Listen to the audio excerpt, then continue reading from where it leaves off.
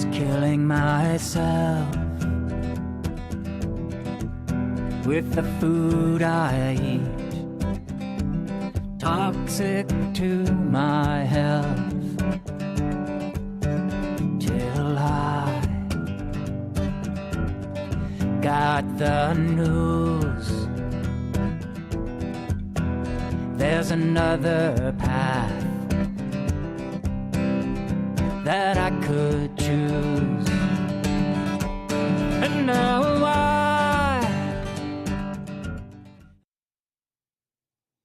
Welcome to the New Health Conversation television show, coming to you live from our Denver, Colorado studios.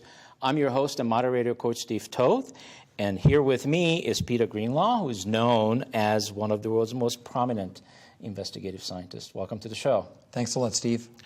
Good to have you here. And our theme today actually is the decline of our food supply and the documentary called The To-Dos being filmed by our guest as well as Peter. And it's my pleasure to introduce our guest today. His name is Doug Friel, and he's a video producer, and he is behind all the videos that have been made with all the rock and roll bands, and I'm going to mention just a few. So he's in Hollywood, and he's been involved with bands like Metallica, Red Hot Chili Peppers, the Def Leppard, one of my favorite bands, Cheap Trick, The Ministry, The Cult, The Kiss, The Poison, and the list just goes on and on and on. And of course, I'm going to drill him. Did he ever do anything with Led Zeppelin? Because they are my favorite band, even today, after, I don't know, 40-some years. So welcome to the show, Doug. Thank you. Thanks for having me. It is just incredibly exciting because normally, I believe that you are behind the camera, and this time you're in front of it. So we love to have you, and I have probably never thought in my wildest dreams when I was a teenager and I was listening to Led Zeppelin, listening to the Rolling Stones and the Beatles, that someday I will meet this guy, Doug Friel, who is going to make all these videos for MTV. Isn't that crazy? Yeah, it's crazy to me too, actually. As far as Led Zeppelin goes, I can tell you, just to keep you shivering, I know Robert Plant and I've met him, but I don't know. I've seen Led Zeppelin a few times, but I never directed or produced any of their work yet. That's okay. Yeah. They're still doing it, actually.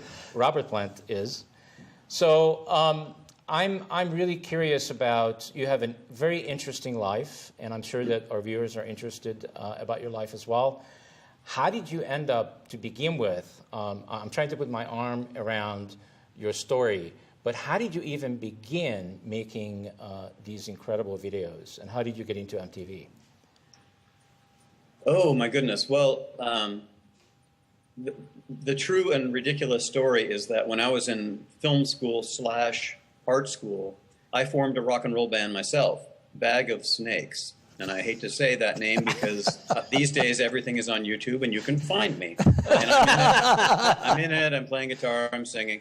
And when I was getting out of film school, I wondered, this is like 1985, and I wondered, like a lot of people in film school, how I was going to get a job filmmaking. And so I had this band, and I thought, well, while I'm waiting around, I'm going to make a video for my band, and maybe I'll get a record deal and I'll never have to make a movie, even though I love movie making. And the funny thing is that little video that I made, it's called Laundromat Blues. Sorry, there it goes. And it's out there. And Laundromat Blues. Laundromat Blues. Bag of Snakes. It's out. You guys will be finding it probably before I'm done with this sentence. Anyway, the funny thing that happened was no one was interested in my music. No one ever asked me about the band, but a lot of people all over the country asked me, or asked the people playing the video, who made the video, who directed that. And so this is really true. Up to today, no one ever asked me how to get in a Bag of Snakes song. They only asked who directed that video and would he be willing to direct. And this is 1985, and I'm in Los Angeles. So they asked, would that guy do, Poison, Kiss, Rush, all the big hair bands at that time that this town was flooded with. And of course, coming out of film school, I said yes, yes, and more, yes. And I made several hundred, and even shot for other people. It was a small group of, it was kind of a boys' club. I hate to say it that way, but you know, with Motley Crue and Metallica later, and the Chili Peppers, and all these different people. There was a bunch of us who were willing to get on the bus and stay on the bus, if you know what I'm saying. And I know you know my history a little bit, Steve, and Peter. Yeah. So that's what happened. And eventually, after making many, many videos, and lots of hit videos, I got to be the guy who was known that would stay on the bus longer. Wow. And so I started to become the long-form guy. And I would do, you know, entire concert films, sometimes for pay-per-view and things like that. And this is much later, so this is like POD and Linkin Park, and I hate to say it this way, kids wouldn't recognize these bands now, as opposed to Def Leppard and all the other, like the stuff I was doing back before. But all of that time, I guess I'll just dive into it because you asked the question, Steve. Like, what happened was I got into the culture of making that kind of film, a short commercial for a band's next single. And the 80s and the 90s, as everyone knows by now, were kind of rife with drug addiction, alcohol abuse, whatever. There was a cavalier attitude, and so some people were just abusing the everything, and other people were actually getting messed up or not making it through, to be honest. And so when I became the guy that would stay on the bus longer and longer, it was because I had great trust from the band. They knew I would not stand in judgment of anything, because I myself was becoming a heroin addict at the time, actually. And it took me years. So you basically become one of them, is what you're saying. Yeah, and it may sound crazy now, but at that time, it was cavalier. You know, in my position was that people would send me a cassette tape, if anyone knows what that is anymore, and with their next single, and go, "What do you want to do with this?" And I would say, "Go straight to Amsterdam, please." And they would say, "How much do you need?" And I would tell them a number, and like it was all like that back then. It's completely different now, of course, because record companies almost don't exist anymore. But as I would say, I'm going to try and lead this all the way up to, if I can, to meeting Peter. At the time, all of us that were making it through kind of knew that we were extremely privileged to have made it through, because not everybody did, as I say. And the next thing that I did is I got invited, once I was clean and not doing, and I'm almost 20 years clean now. Once I got clean, I was invited to get on a bus with the most, how do I say this without being judgmental? He was the most, I'll just say it, he was the most strung out and pathologically narcissistic guy I've ever met. And I was invited to get on this bus and watch him shoot dope all day, every day, for over 13 countries for a whole tour. And for whatever reason at that time, I thought, well, I can handle this. And not only can I handle it, I'm kind of built for it, if you know what I mean. And I say this to Peter all the time. I wanted to use my powers for the good. And I mean that not in a trite way at all. I got really good at making rock gods and getting them hit records if I could help. And I got to this place where I thought, well, maybe I owe something back. And so I thought I could make this cautionary movie, which is called Fix, F-I-X, about this band that barely survives a tour. And then I went and interviewed all these other people from Tool, Korn, Nine Inch Nails, Chili Peppers, real heavy metal stuff, right? Yeah, like it's really a hardcore film, and if you have kids, don't rent it. You know what I'm saying? So eventually, I got through that thing, and I thought, well, now what am I going to do? I kind of paid back in a way. Several people told me once they saw the film, who had been through the same years that I'd been on those same buses and same tours, said that Fix was required viewing for anyone who thinks they know how fun it would be. This is mostly toward younger people, of course, who thinks they know how fun it would be to be on the back of one of those tour buses, or to be backstage with all the groupie stuff and all the cavalier attitudes about drugs and alcohol and all that stuff. And sex. You forgot sex. Oh, there's the sex part too, yeah. You can't forget that. Yes, no, it is a triumvirate for sure. But as well, I mentioned groupies, so that goes. But anyway, so the really interesting thing to me as a filmmaker is what I'm attached to several feature scripts that are fiction, and a couple other documentary things, and a couple reality TV shows that are being pitched by agents that represent me. But what's interesting to me is that Fix, the idea of doing a movie that like says, don't go out on those buses thinking you know what it's like and how fun it's going to be on the back of one of those buses. And I did that, and it took 17 years to finish that film. But the next thing, really, that important thing that came along was Peter in my life. And the idea that and he's discovered Tidos since I've known him. But the idea that he and I would make a film now, again, using my powers for the good. The opposite. Make a film about the opposite of the drugs. Well, it's in a way. It has like I say, it is. You're right, but it's very similar in the one aspect that I said. The people that didn't want me to demythologize rock stars and that kind of, luck, if you will, to travel the world and make a bunch of money, work an hour and a half a day, and get the groupies and the drugs and all that stuff. It's just not true. They think it's true, but it's not. And when Peter started talking to me about when I saw him in front of a crowd, going, what if what you think you knew just wasn't so? And I would hear the Titanic story, and I would hear these other things, and I go, wow, this is really similar. So maybe now the way for me to, work my magic if I can, as a director and producer, is to get everybody to figure out why it isn't going to work the way it's been working for them, and what their dream was, that they could just eat organic, do a little diet stuff, maybe a little stair stepping or whatever they're doing. And that doesn't have anything. That's not going to fix the syndrome. Yeah. And something about that rang really true with me, and it does by now in my life, in my house, and with all my friends. And I'm not even trying to pitch the protocol or the syndrome or anything. They just ask what's going on, and a lot of times I refer to Peter and say, Okay, Doug, work with me here for a second. Okay. Yes. So I want to stop you here because I have this curiosity, and I'm sure all of our viewers have it too, that you were involved in one of the biggest concerts probably on the planet with the Motley Crue in Russia. And there were, 850,000 people there? Well, and yeah. You got to give us a description, because I don't think I'm ever going to be at a concert like that. And I don't think most of the population will ever be at a concert like that. So you're going to give us a visual somehow, as a director, as a producer, and tell us what was that experience like, and what it looked like, and what it felt like. Okay, you are such a rocker, Steve. Thanks, Doug. Yeah, no. Well, it wasn't Motley Crue. It was the Monsters of Rock tour, and we went to Moscow, and it was AC/DC, Metallica, and Pantera, and I don't know why they put the Black Crowes on that tour. Oh my God! No one there knew why.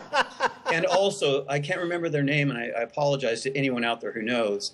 There was a very lucky Russian band who won a Battle of the Bands concert to be on the stage with AC/DC, Metallica, and Pantera, and the Black Crowes, who were just gobsmacked, of course, to be there at all. And yeah, it was almost 900,000 people. And I think the reason it was that big was because the other people that had been there before, like say Billy Joel had been to Moscow, and a couple other people had done it. I think even Springsteen might have done it. A few people had done it. But you had to pay for tickets, and nobody had any money. And there's a lot of graft. There was then, there is now in Russia. So the only people that really saw those big Western bands come over were the military or friends of friends of friends of the Politburo at that point. So this one, the Monsters of Rock, Moskva, Russia, was the first one that really was free. So kids, again, I call them kids because I'm my age, they would load up in their vans and drive from Siberia to get to this thing because they knew they could get in. Oh my God. The unfortunate part of it was that it was on a military base, an Air Force base, and these troops, 30,000 troops, were there to be security for the concert. So, long story short, it was the most massive crowd I'll ever be in front of course, almost 1 million people or whatever. flying over that in a Sikorsky, which I did, you couldn't even see the end of the crowd. It was so far away. And it was the most violent concert. And Time Warner will be looking up my address now, that I've ever shot. Because the crowd would surge, and as you can imagine, with hundreds of thousands of people surging who'd never been to a rock show before, the military didn't know what to do, and so they brought out their truncheons and basically knocked out a lot of kids and stacked them up like cordwood and hauled them off. But most of the crowd got to see an amazing concert for the first time. Well, and how many speakers? What was the size? Give us an idea of what was the size of the stage and how many speakers did they have to set up to? Oh my gosh, the speakers were probably at least 10 stories tall. And then I don't know if you knew AC/DC back in those days. They would launch these giant, like Macy's Day Parade balloons. Like, the balloons would be 3 stories tall, and they would be hanging out on top of the stage. So, there'd be like an inflatable cannon. So when they sang For Those About to Rock, 20 real cannons on a 300-foot wide stage would go off. The crowd had never seen anything like this before. They'd go crazy, and the balloons would fly up, and they changed the Russian flag to the Soviet flag to the Russian flag, and they had this giant doll. They dropped his trousers, and his underwear on the giant doll was the new Soviet flag. It was like rock concert stuff, but it was amazing to have hundreds of thousands of people who've never seen this before. I mean, not that I'm jaded. I was impressed too, but I'd seen I've seen Pink Floyd concerts and stuff like that. These people hadn't, and it was kind of magical. And also, I took the guys in Metallica were my buddies, and I shot with them before. I did a feature film for them, documentary for them a long time ago when Cliff Burton, their bass player, died. I did Cliff 'em All with a directing partner friend of mine, and so a lot of people were waiting for Metallica, more so than AC/DC actually. And the coup attempt at their White House in Moscow had happened only like a month and a half earlier. So there was still this encampment around the White House, if you remember that time. It was 1991. And so I took my friends I took the band, Metallica, down into this tent city where these kids not only couldn't believe it, but felt like they'd made it, if you know what I mean. They felt like they'd made it to democracy. And that was one of the most magical moments of all. And the guys in Metallica sat in these tents and talked to these people through my translator, actually, and talked about, that they were going to get their country back. And whether they do or not, it's hard to decide right now what's up over there. But it was really amazing. That's a real rock and roll moment when your rock god comes into your tent and plays your guitar, Wow. Fantastic story. So, Doug, do you remember the first time you did heroin? Oh, yes, one does. Yeah, would you mind sharing it? Really? Yeah. Well, you know what? If it's uncomfortable, you don't have to. No, not at all. I'm way into sharing this stuff if it helps anybody. The first time I did it, it was almost nothing. It was that in the 80s, when I was going to art school, lots and lots of cocaine was going down, especially in LA art clubs, dance clubs. This was beginning of the rave era, and ecstasy was really big, and cocaine was huge. And I'm not a go-fast guy. I'm a go-fast guy if I don't do anything.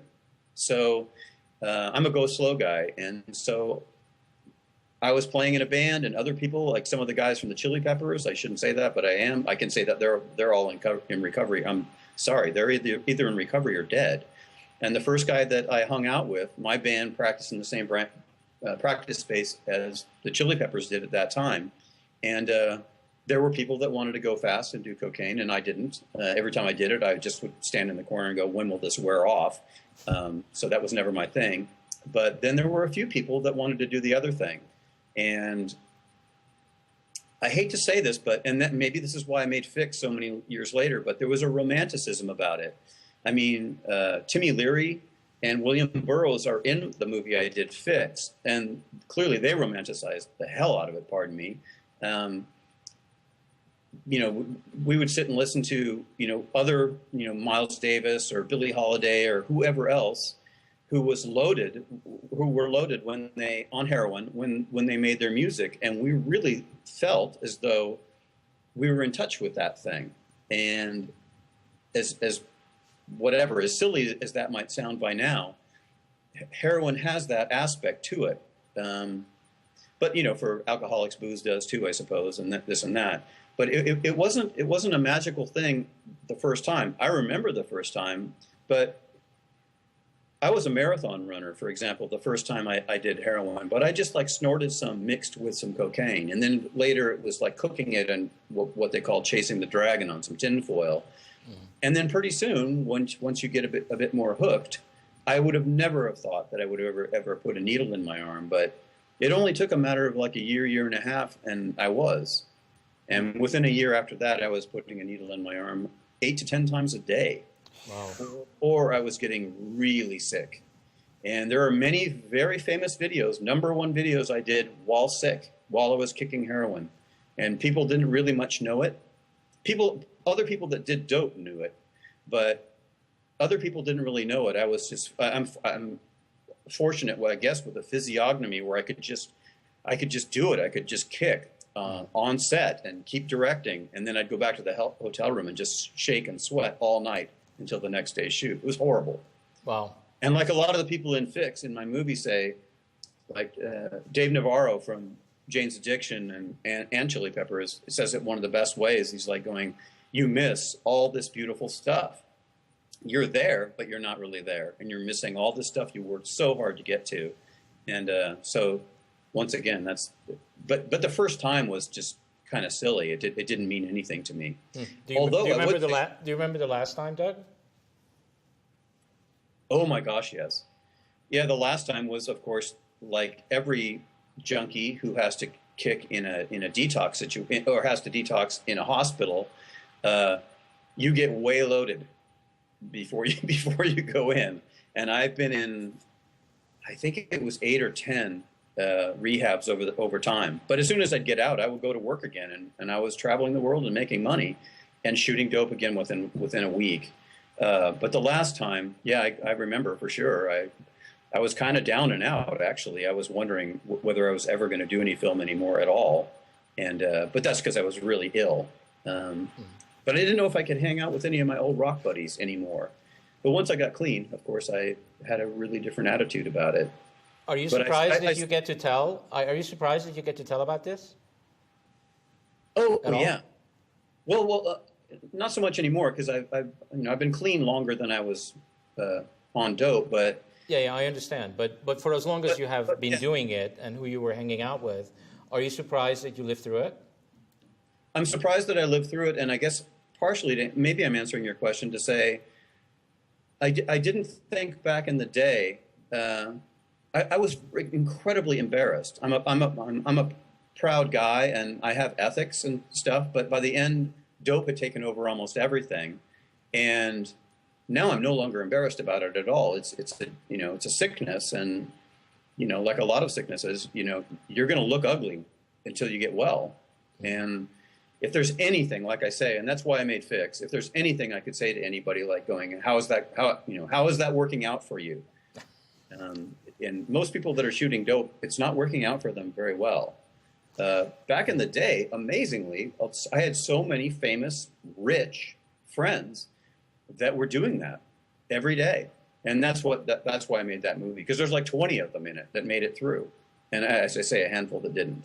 Yeah, so. I'm curious about your experience with Ministry, the band Ministry. That I think your family and your friends were concerned that you would get on that bus and you'll never make it through. What was that like, and was that really the cure that you actually got on? Yeah, you're absolutely right. Everybody at the time when I said I was going to take that job, their only experience of me you have to remember for some years at that point was that I was dressed real nice and flew around the world and had enough frequent flyer miles to send my parents and people to Europe just on my extra miles, and that's who I was. But I was strung out all the time, and so when I finally got clean, the idea, and they knew it, that I was going to get on a bus where, quite literally, I was going to get on a bus with the worst heroin addict I'd ever heard of. And that's saying something. But he was going to be a guy, and I was going to be alone with him in the back of the bus while he's cooking dope. And pardon me for this wide-angle lens. He was going to do this all the time. Na, na, na, na, na, na, na, na, na. And he would cook dope and shoot it right in front of me while I have my camera like 18 inches away. And the only thing I can call it is aversion therapy.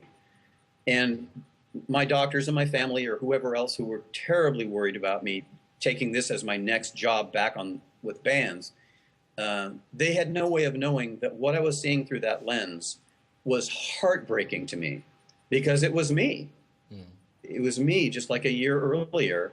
And this guy that was just completely absorbed in his disease was still having a good time and making a lot of money. And, you know, he goes out on stage. At that point, he was going out on stage, and depending where he was playing, you know, 5, 10, or 30,000 people would go, "You're the coolest, dude." And there's no way when you're not that guy on stage to tell him you're not the coolest. In fact, you're getting less cool every day, and this will all go away.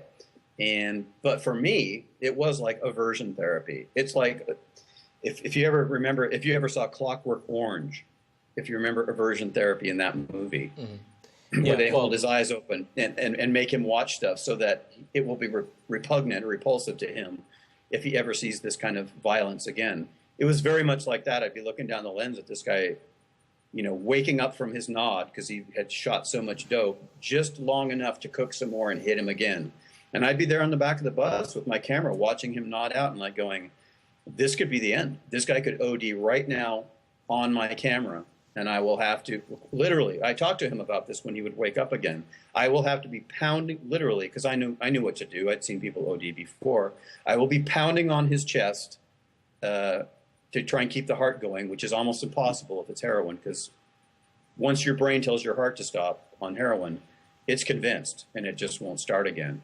But anyway, I figured this could happen, and it happened day after day after day. I thought, I'm going to have to break this guy's ribs and try and bring him back, and he'll die. And, you know, what am I doing on this bus? You know, why don't I go make another Poison video or something more lighthearted, you know? Yeah, fascinating. But it was my duty at that point, I guess, is the answer to that. Yeah, very interesting life story. So let's get back to you and Peter. And where did you guys meet? And what was that first experience? Well, I think you can see now why I'm so, honored that a guy with this kind of credibility saw Peter Greenlaw. And, well, Doug, you kind of tell the story, I think, even better than I do relative to, I was up in Bozeman, Montana, of all places, and I'd been invited to speak. And here was this guy with a camera. They'd asked me in advance if they could film me, and I said, sure. I thought he was like a wedding. He knows this story. I thought he was like a wedding photographer or something. Some guy with a video camera and all that, because he was real humble. And I think it was at that night or the next day even, Doug came up to me and he said, I want to have lunch with you. And I said, okay, cool, you know. So I think, Doug, why don't you take the story from there, because it's so profound. Before you do that, let me do one other thing, Steve. The reason that I wanted Doug on this show, not because he's my friend and colleague and I so respect he's a genius from an artistic standpoint of view, but you see, it's all about addiction. And what I'm about, this book right here called Salt, Sugar, and Fat, I want to read an excerpt to let America know and the world that we do have a terrible, terrible addiction. So I want to read from this book just a couple of short comments that the biggest, some of the largest companies are now using, you'll appreciate this, Doug, brain scans to study how we react neurologically to certain foods, especially to sugar. They've discovered that the brain lights up for sugar the same way it does for cocaine. And this knowledge is useful not only in formulating foods, the world's biggest companies are now using it as a way to addict people by creating something called the bliss point. There are millions and millions and millions of people in this country that are addicted as much as Doug was to heroin, to sugar, food, carbs, etc. That's why the seriousness of his story is so important. You cannot look around this country when you've got 66 2/3 of this country overweight and think that something's not wrong. It's not just that people are lazy, and it's not just that people don't eat things. And so then I'm going to let Doug take it from there, Steve, about what that lunch was like when he had and what he said to me. Doug, you want to take it from there? Yeah. It was actually really wonderful the way I met Peter, because my expectations were nothing. And a lot of people would say that, that's the best way to arrive at any event, is like with no expectations. You can never be disappointed. But what I found, of course, was not only an incredible speaker in Peter. I mean, the fact that he got linked into this whole thing and now has discovered TDOS is I don't think it'll ever happen again. So we have to make it big now. But at that time, when I met Peter up in Bozeman, I sort of had, like I said, no expectations. And then when I saw him, I was like, oh my God, I was there, like I was operating 2 cameras alone. If anyone out there knows what that means. So I was running back and forth from setting the cameras and zooming in on one and then going to the other to see if I still liked the shot. It was that small. Like, it's how I would have shot a friend's bar mitzvah a long time ago. But once I saw Peter on stage, I was like, pardon me, I was like going, damn, if I had any idea, I would have lit the thing. I would have like talked to Peter before. I would have had bigger cameras, because this is super compelling stuff. And then when we started talking, almost immediately we started talking about what this could really be, not just commercials. And he wasn't writing the Syndrome and Protocol books yet, but what could it be? And of course, I'm a filmmaker, so I'm like going, I see a movie, and by now it's the TDOS movie. But at the time, what I thought is really true, there isn't any other thing that I'd ever seen that included what, in Peter's forum, there's a hopeful aspect to it. And I'm trying to think, like, other than Food Inc., even like Sicko or The Inconvenient Truth, other documentaries that are like bringing you the bad news and like kind of going, wake up, there's something awful happening. They don't have the protocol. And Peter wasn't even calling it the protocol, I don't think, at that point. But the subtext of everything is, but you can do something. You're not helpless. You should be hopeful. And immediately when I heard the whole story about the guy getting bit on the foot by a spider, and the guy keeps giraffes in a nice car collection, I'm like going, let's roll, dude. Let's this story is so that was not me, by the way. That wasn't Peter, but the fact that Peter like got connected with these, some people will say there are no coincidences. So however, Peter got together with these other scientists and authors and everybody, and I heard about a lot of this stuff within the first day of meeting Peter. I thought, oh my gosh, this potentially could be a bigger movie than a more important, that's what I mean by bigger movie, than anything that I actually know of. I mean, the biggest movie, I'll just use this one example. I can say this because Michael Bay is an old studio mate of, in fact, we went to the same art film school, and then we were working at a propaganda film, which is a big production house in Los Angeles for years. And everybody probably knows Michael Bay. So he did all these Transformers movies. And I think so those are the biggest movies ever made, budgetarily, and what they had to make back. They have to make over $1 billion each to break even, supposedly. But they are the least transformative movies that I know of, ironically, that even though they're called the Transformers movies. The most transformative movie that I know of, that I've ever heard of anyone pitch, is the TDOS movie. Because if people see it, they can actually save themselves and live healthier longer. And that's I don't know anyone else who can brag that up. And I've never worked on anything, and I felt this about Peter from the first time I met him. I don't know anything else I've worked on. It's almost a joke. I mean, even though what I worked on before, I made a lot of #1 videos for bands and stuff, and International Video of the Year, and I had a lot of hits for people. But none of that stuff mattered like 3 months later. They were working on a new album 6 months later. So they sold a lot of records. Didn't affect really anything. This movie that I'm making with Peter, the TDOS movie, I mean, it could save half the planet if people are into it. So I kind of felt that right off the bat, that it's that important. And so by now, I'm, wherever Peter invites me, I'll be there. So personally, Doug, what's in it for you personally? What have you done with Tito's personally? Because I've been involved with Peter for 4 months, and I went on it and I got it, and I understand it. I also went off of it recently for 3 weeks just to see what happens, and it was ugly. He went back on dope. So now I have a Tito's addiction. Well, you know what I think, and I want to tie this directly to what I said before about the hopeful nature of everything that was under, like when Peter would say something that would shock the audience, and this is how polluted all new babies are, or just something horrible, and then he would immediately follow it up with something else that was like, but you're here now, and you're here for a reason, and there's things we can do, and if that's an addiction, I don't really know. It's like I'm drinking that Kool-Aid. I mean, I'm literally drinking that Kool-Aid. I think having it in my house has changed both for me and my wife and a lot of my close friends. It just makes you feel like you're awakened to the possibility. Like before, it's like you don't even want to consider how I mean, I live in L.A. Yeah. I mean, I live near an airport. Well, just the I air, live near just two the giant air by freeways. itself is very challenging.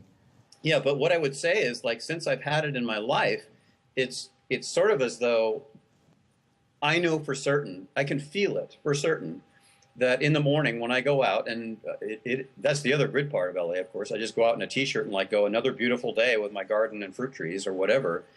But I feel differently about like I have a renewed energy, and I almost want to say it's external and internal, if you know what I mean. And I mean internal in an almost a spiritual way. Like there's something in me that's like going, okay, let's go to work today.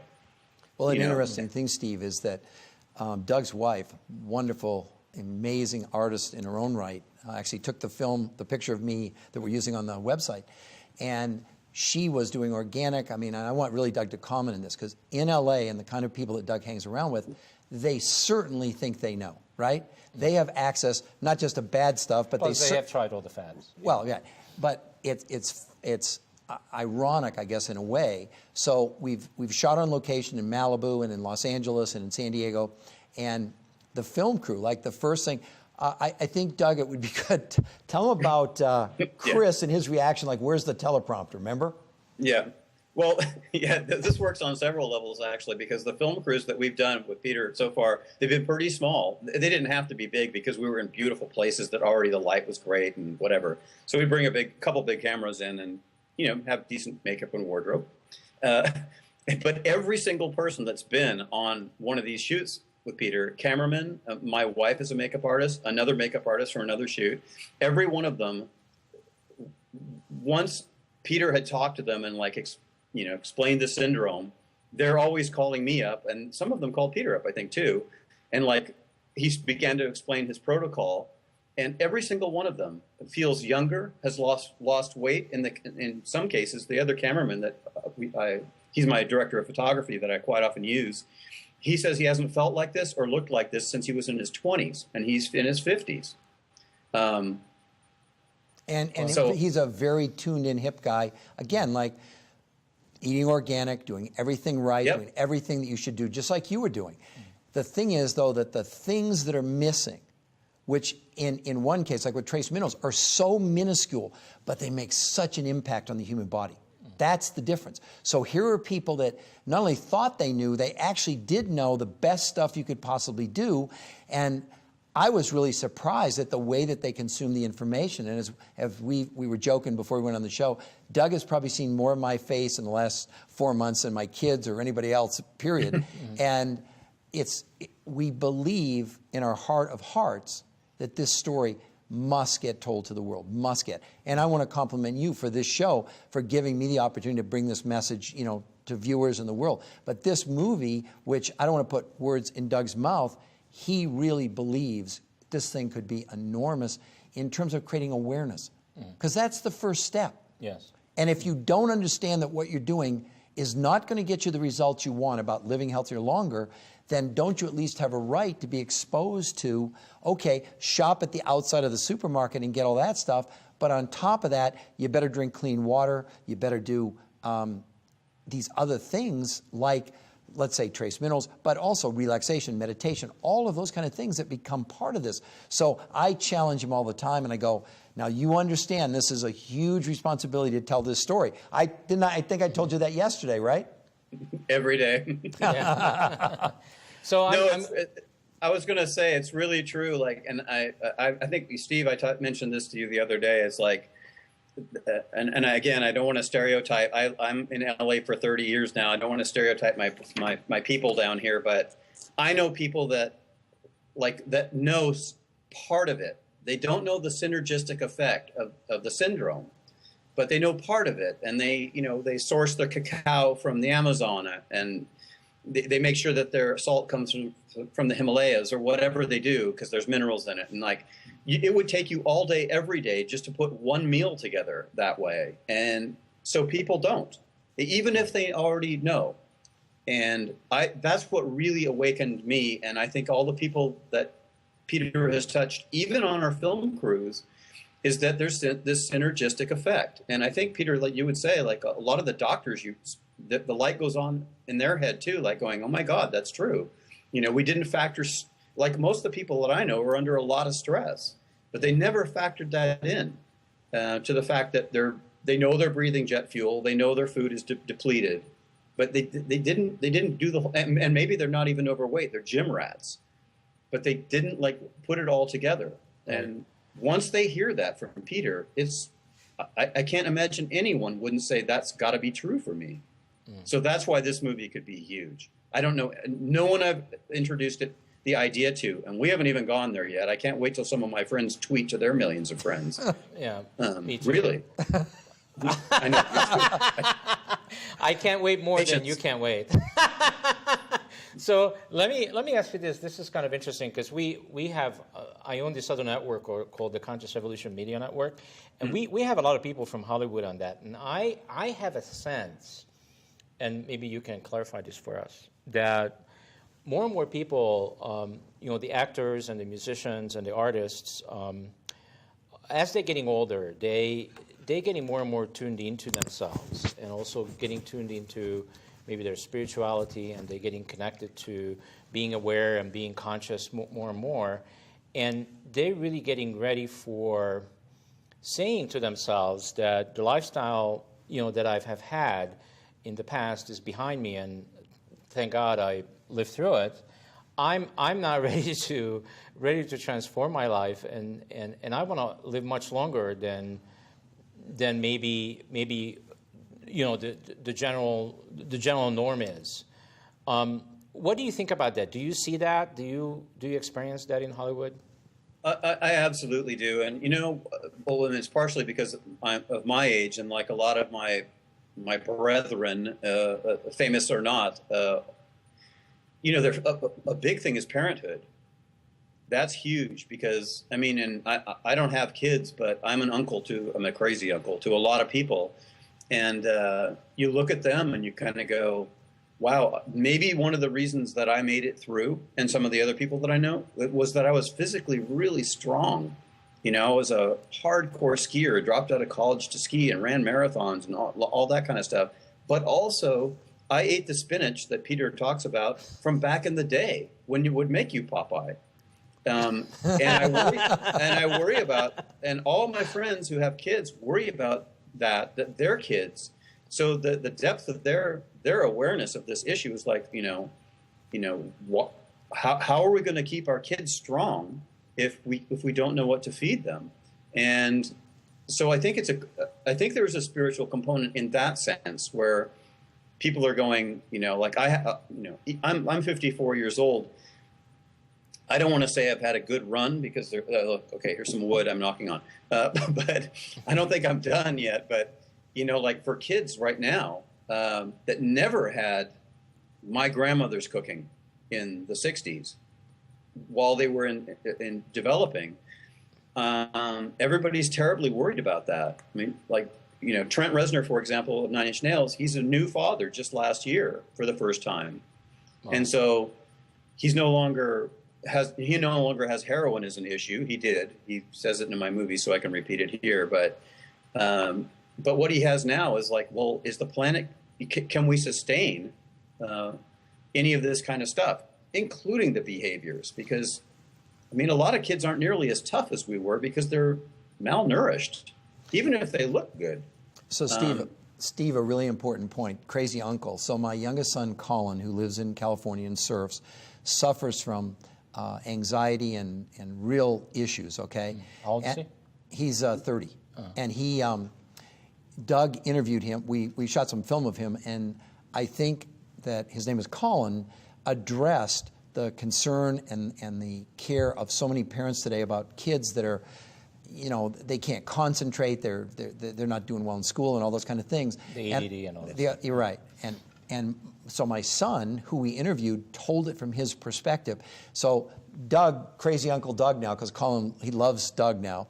But why don't you just share with Steve about how much that story, what Colin related about the world that he lives in today and what he went through, and how he can really bring hope to so many other kids and to parents. Based on what you've shot. It'll be in the movie. Colin, he's like a hero of mine. He's a lot younger than me. I am a surrogate uncle of a sort to him by now. He's just a great guy. But the fact that this came along and he has become a spokesperson, the protocol came along in his life through Peter, obviously, and that he was able to go from a completely depressed kid with all sorts of possibilities in life, but for whatever reason, he was malnourished. And once this came along, he not only saved himself, if you will, but in the story that he told me, he's dedicated to anyone else. I mean, he's just got a big heart. He's dedicated to anyone else that he can tell the story to, that it can help. And the story has more to do with kind of a really humble, how do I say this? Like a dedication to wanting to be better. Like it's not, he didn't want to become a rock star at all. He just wanted to enjoy life because something in him was telling him I'm missing something. And the protocol changed that. It's one of the most riveting, I don't know, it's like almost an hour long, maybe 50 minutes long interviews. It may be one of the most, nothing on you, Peter, but it may be one of the most riveting hours of footage. You just don't want to turn it off. It gives you hope just to hear that this kid did this. Wow. And there's got to be, I mean, he thinks this as well. He's way humble though, and I use this as an example. A lot of times in like when people say congratulations in 12-step programs to someone who's like gotten clean or sober or both or whatever, and it's a running adage where you say like, well, you can't really congratulate someone from running out of a burning building because it makes way too much sense. But Colin is like that. He doesn't want to take any credit for it, but there's something very different about him because as soon as he got well, he's dedicated to sharing. And that's miracles all around him. Without embarrassing him, because he'll probably see this, it's heroic, really, and it's because that's already who he was. He was just out of balance. He wasn't in homeostasis or whatever you would say. So Steve, guess what he was addicted to? Sugar. Well, he had never eaten a vegetable up until the time when I created my own awareness about that what I was doing wasn't right, and really almost forced him to do it because there was such a concern as a parent that, I mean, he'd gone to doctors, he was on various drugs for this, problem and condition and things like that. Didn't know what we're going to do as a parent. And the switch in him in a really short period of time was so dramatic and so uplifting. Because keep in mind, everything we're doing, my goal is that it's hopeful. This is not about depressing people. This is saying, look, we have a problem, like Houston, we got a problem, we can fix it. We can't fix it using the old, worn-out techniques. We can't fix it using the old health conversation. We can't fix it using procedural intervention. We did that with Colin. We did everything you could do. We took him to psychiatrists. We did everything. He took every kind of drug there was for that particular situation. And I'm proud to say that it's been more than 10 years, and he was able to, and he basically took him off a lot of the medications because it made him feel so horrible. And now he's so transformed. I mean, I was with him out in California in a week, and I always wear a t-shirt when I go to the beach with him because he takes his shirt off and it's like, forget about it, right? He looks like, I mean, he's in such incredible shape. He was a high school all-state basketball player. He played in college. He's never been in this kind of shape. He got that far in life drinking 32-ounce sodas and literally eating hamburgers and French fries, had never eaten anything even green. So you talk about how do you get the 16-year-olds as your own son. Now, granted, I didn't know anything in those days 10 years ago. As you know my story, I didn't know what a calorie was 10 years ago. I forced myself to learn, and then as I began to learn, I created this what I call fascinating curiosity, that I wanted to more, what are the possibilities? What's the outer limit of what's possible if you employ everything that we know? And like I've said, yoga and meditation and Pilates and exercise and all that kind of stuff. To give you an idea of how powerful this can be, there was an article about a month ago in USA Today, and they talked about type 2 diabetics. And they said as a type 2 diabetic, if someone would eat and wait about 10 or 15 minutes and just go out and walk for 15 minutes, in many of those patients, they eliminated their need for drugs. Something that simple. And the whole point of what Doug was saying about Colin, his idea is to bring hope to parents to say, look, there are things you can do, and probably drinking 32-ounce sodas every day and never having vegetables is probably not going to be part of the protocol. I'm going to tell you right now, that's probably not going to be in the protocol. On the list. It won't be in the list. There'll be other things. And again, I talk about progress, not perfection, and I tell people, including myself, it's not like I'm never going to have pizza again. It's not like I'm never going to have a steak again. But most of the time, I want to do everything I can that I know that I've learned to live healthier longer and share that with the world. And Colin is a living example of that, about how he's so turned his life around and how he's helped so many other kids and so many other parents. Just by saying, look, probably like the kid that you're saying now you can't get to him because he says he's invincible. Well, at one point, Colin thought he was invincible. He had everything going for him. He didn't have his life, though. He was horribly depressed. And with everything going for him, nothing mattered. Because when he was depriving his body of those elements and literally used in its place, just like Doug was using heroin, all I'm saying is that we are now using food. Food is a medicine. Food is a drug. And used incorrectly, that's why we're having all the problems. And when people rely on that single point of reference solution, like, say, diet or exercise, and I'm not opposed to exercise, I do it, I have a trainer. However, that's about 10% of the problem. And as Doug will tell you after watching me, because he's probably spent more time with me than I've spent with me, because he is editing the film and all of those kind of things. And so I guess, Doug, I'd like to ask you, what's one of the sort of the biggest epiphanies you've had on, going through the footage and learning about this in someone that was already on the path to doing everything you thought possible in your life at the point when you and I met? I'm going to relate, I would say, perhaps the biggest epiphany, and I'm going to relate it back to Colin right now, because there was this fantastic thing that he talks about in the long interview, which will probably be in the film, where it felt to him like his body and perhaps even his mind, I don't know if he used that word, was betraying him and keeping him from being as much as he could be. And once he learned about the syndrome and the protocol and began to change, that reversed 180 degrees, and he began to have this incredible reverence for, I almost want to say that, I don't know what his word was, but it's like the temple of the body, like the miracle that if you give your body what it needs, it'll sort it out.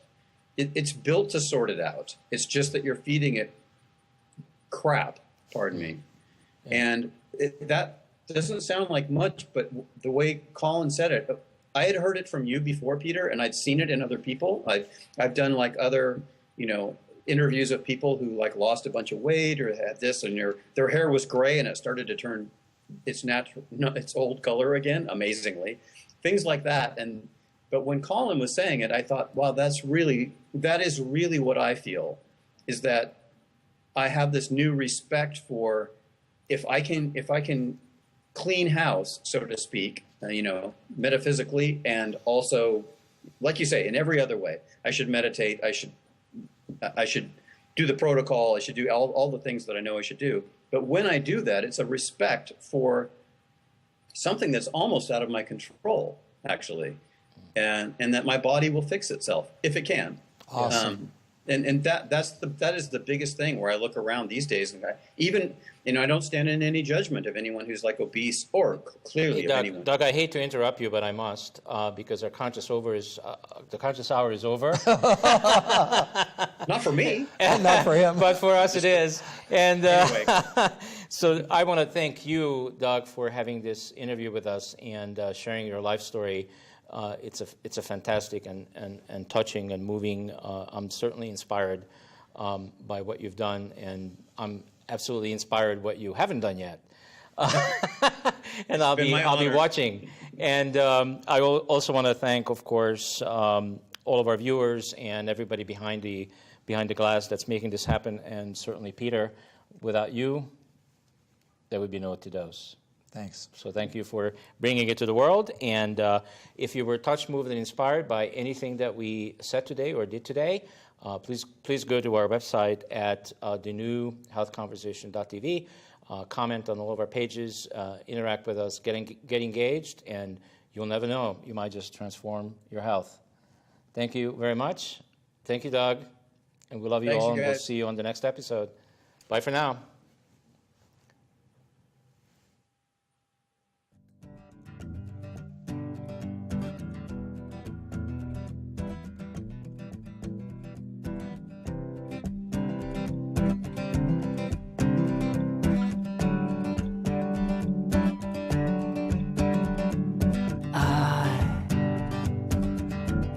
Was killing myself